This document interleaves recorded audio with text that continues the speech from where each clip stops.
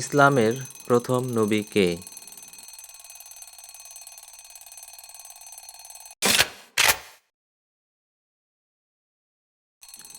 রোজা কোন মাসে ফরজ করা হয়েছে?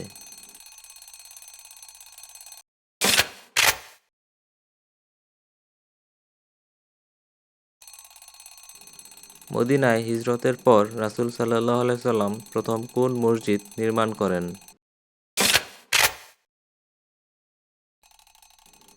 হজের সময় মুসলমানরা কোন স্থানে গিয়ে একত্রিত হয়?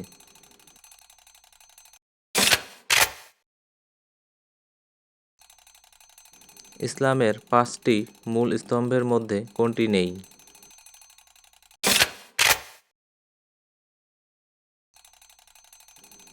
হযরত মুহাম্মদ সাল্লাল্লাহু আলাইহি সাল্লামের পিতার নাম কী ছিল?